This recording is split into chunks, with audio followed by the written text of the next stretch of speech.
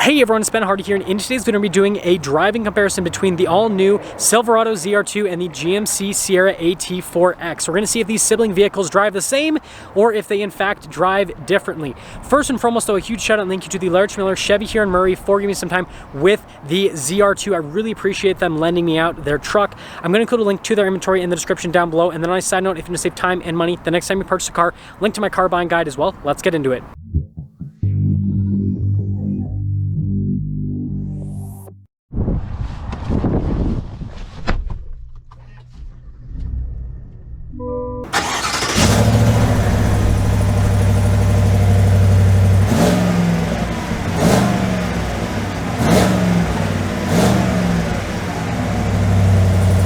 Let's talk about visibility here in the ZR2 before we set off. Here's our visibility of the hood. You guys can hopefully see the heads-up display. Now, this does have the cool hood bulge thing, which does slightly get in the way from a visibility perspective.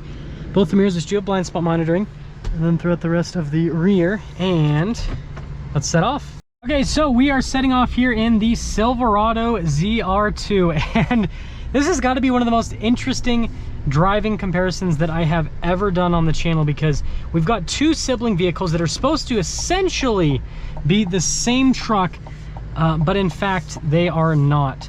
So first off, something that I mentioned in the walk-around comparison that I find kind of interesting is the back seats in the ZR2 are more comfortable than the back seats in the AT4X, but the front seats in the ZR2 are not as comfortable as the front seats in the AT4X. I don't know why that is, but it is. And this also doesn't have the massage seat function that the AT4X has. We just have regular old seats. Oh, and it doesn't have all the, no, it doesn't have as many lumbar adjustments as well. The AT4X has like up and down with the lumbar, whereas this just has basically out and in with the lumbar. So that is another key difference with the truck. Also, this is an auto for some reason. We're gonna pop it into two-wheel drive. The gauge cluster is also different with the RPMs when they go up. Here with the ZR2, it's kind of like this little needle, whereas the AT4X is like a straight line.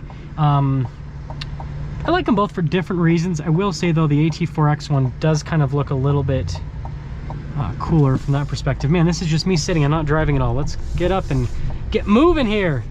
So, gotta love that 6.2 V8.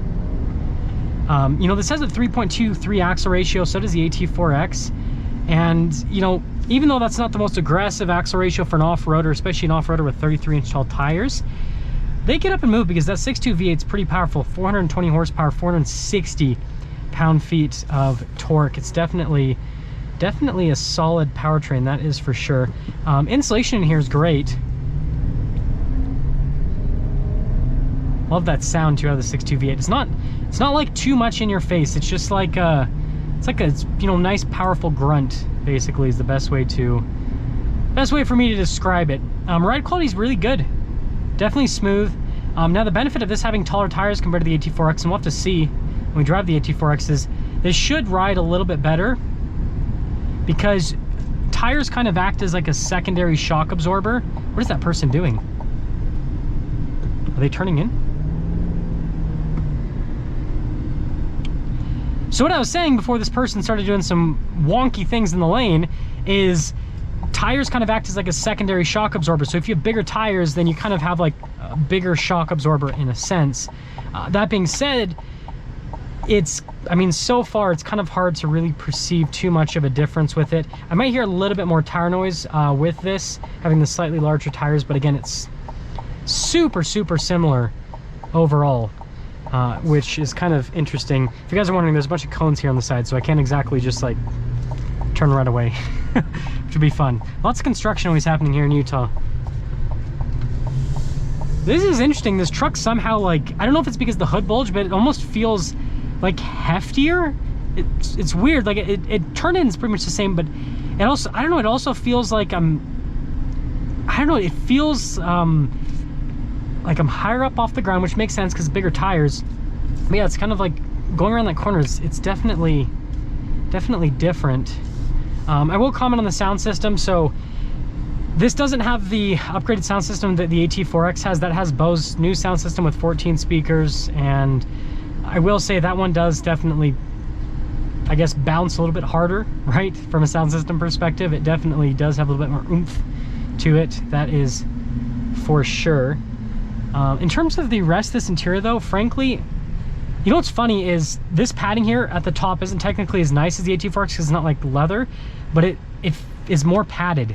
The AT4X stuff on the door panel is like hard to touch. This has like a little bit of give to it.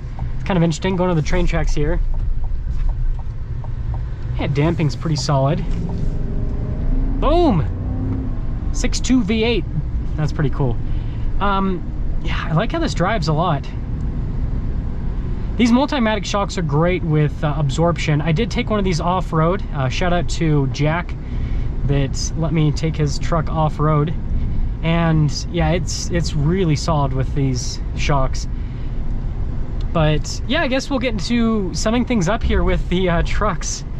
It's kind of interesting. So like from a driving perspective, well, not both these trucks, but this one, sorry, and then we'll go drive the AT4X after. The heat's getting to me. It's like 100 and something degrees outside. 102 degrees outside. My brain is slightly frying. But summing things up with the ZR2 rather. You know, the seat comfort's pretty good with the truck actually. The seats are a little bit on the harder side of things, though, I will say that.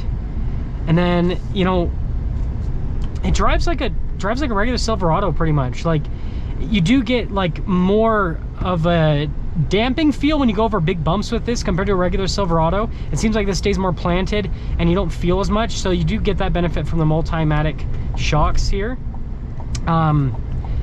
But yeah, other than that, it pretty much just feels like I'm in this big, like tall, like tank-like Silverado. That's the best way to describe it. It's a really cool driving experience, that is for sure.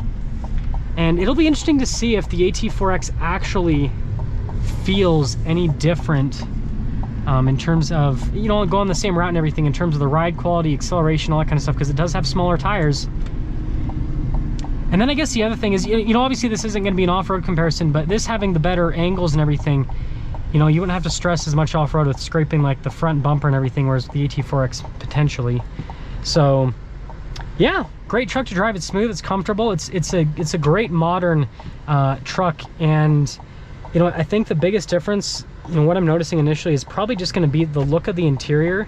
There might be a slight driving difference, but I think that's gonna be the biggest thing, is like which interior and exterior do you prefer more, and are you going to use this more for on-road use or off-road use? But let's go hop into the AT4X.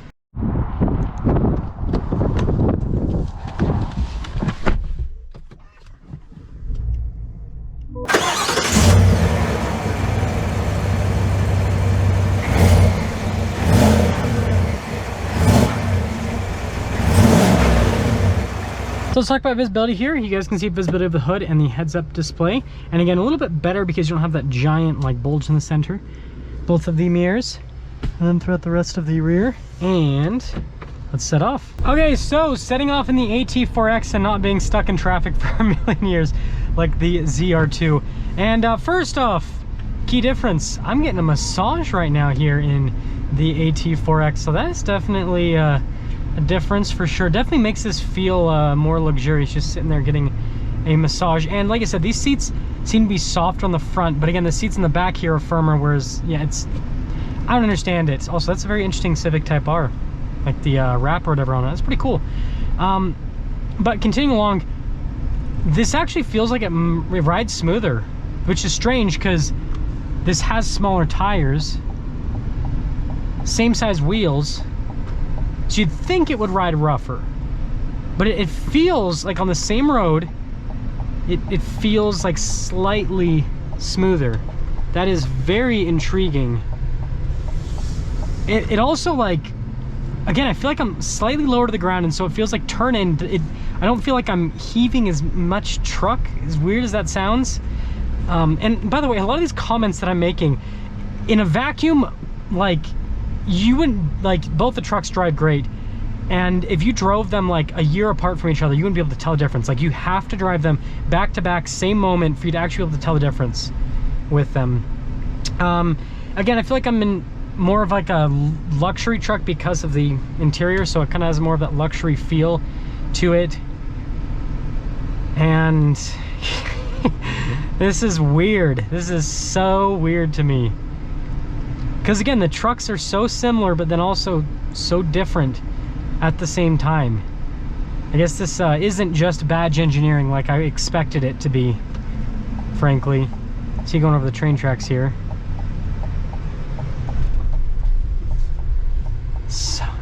I don't understand.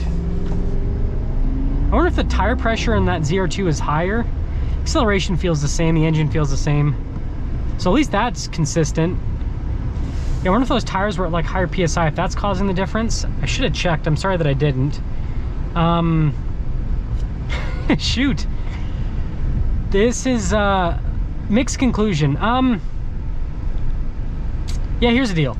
So if you're going to actually take the truck off-road, ZR2, no questions asked. The reason being is you have bigger tires, better angles, and an easier to clean interior, and so like that truck's just set up for off-roading, right? So you're just gonna be able to do more, but on top of that, you're gonna be able to do it in more comfort from the perspective of you're not gonna be terrified of ripping off the front bumper of the truck, which again, I haven't taken this truck off-road yet, so we'll see how it feels when I actually take this truck off-road, but especially the approach angle, like it's such a big difference. And if you're going down like a really steep hill, or you're coming up to some sort of like rock obstacle that you're gonna climb up, that stuff's important. Like it's really important. So yeah, off-roading for sure, ZR2. On-road, here's the deal. Yes, this does feel more luxurious. The seats do feel slightly more comfortable. It's got the massage seat function. But is it $6,000 more luxurious on road? I don't know about that. I bet you're gonna see less of these and more ZR2s, because I feel like more people are gonna order the ZR2. That's just my guess. So I guess this is technically gonna be quote unquote more unique because less people are gonna order it. Yeah, I know this is just a weird one for me, guys. Really, like, I like both the trucks. I definitely think that, you know, I guess for me, like, which one I'd pick, I'm an off-road enthusiast, so I'm going to ZR2. But that's just because I'm an off-road enthusiast and I actually take my vehicles off-road. But if I wasn't such an off-road enthusiast, I almost would lean more towards this because it's comfier, it looks cool. It doesn't have that same sporty look that the ZR2 has, but it still looks nice. And so, yeah, I mean, if I was already spending $70-something thousand, yeah, I'll spend another $6,000 to get a more luxurious interior and nicer sound system and all that.